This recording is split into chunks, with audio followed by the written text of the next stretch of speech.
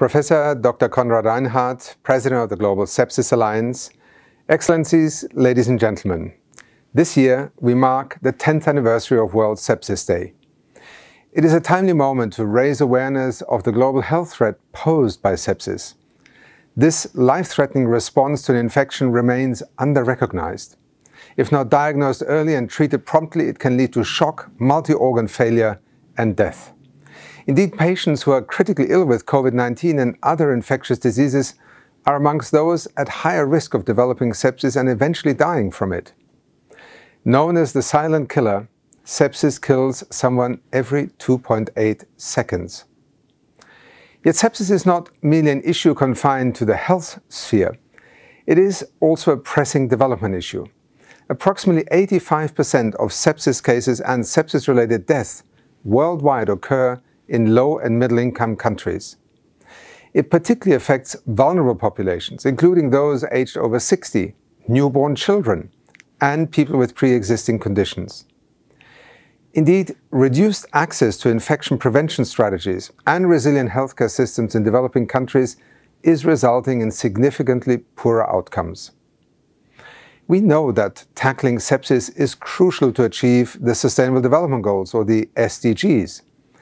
To achieve the SDG 3 targets, including the reduction of child mortality, and to expand universal health coverage, we must accelerate action to address the burden of sepsis in both high and low-income countries. With the recognition that most cases are either preventable or treatable if caught in time, the World Health Organization is leading global efforts to tackle the scourge of sepsis. That means acting upon the lessons of COVID-19, focusing on equity, strengthening health systems, and investing in prevention. As a foundation, hygiene is vital. We must ensure that everyone has access to safe and clean drinking water and sanitation. Notable progress is now being made. For instance, between the years 2015 and 2020, 107 million people gained access to safely managed drinking water at home. In addition, the United Nations is providing healthcare workers with vital skills. It is also informing communities on infection risks and the need to promptly seek care. We know that prevention is a first line of defense against sepsis.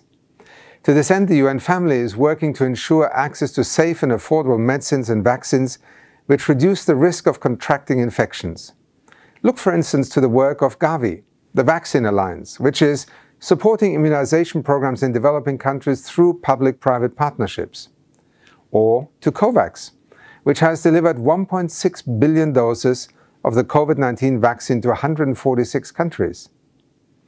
Led by key actors, including the World Health Organization and UNICEF, our sister agencies, this work is ultimately helping to prevent millions of sepsis infections.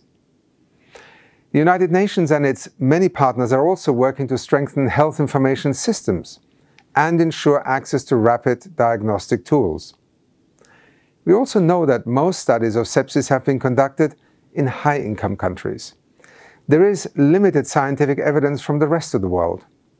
The global community must do more to improve high-quality data collection along with more research into treatments.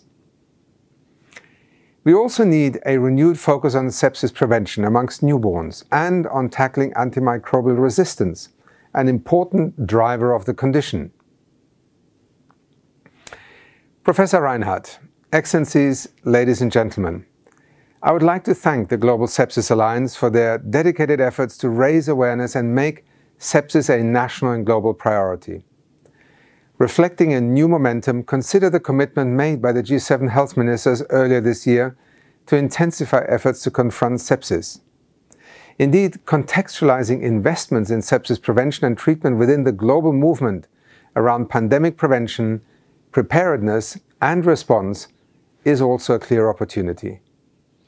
Moreover, the new pandemic accord being developed has a vital role to play in tackling the conditions that allow sepsis to flourish. Finally, please continue to rely on the support of the United Nations family, UNDP, to deploy the latest science, technology and innovation to stop sepsis in its tracks. Thank you so much for your work, your leadership, and let us hope that the world will quickly learn the vital lessons that you have been at the forefront of advocating.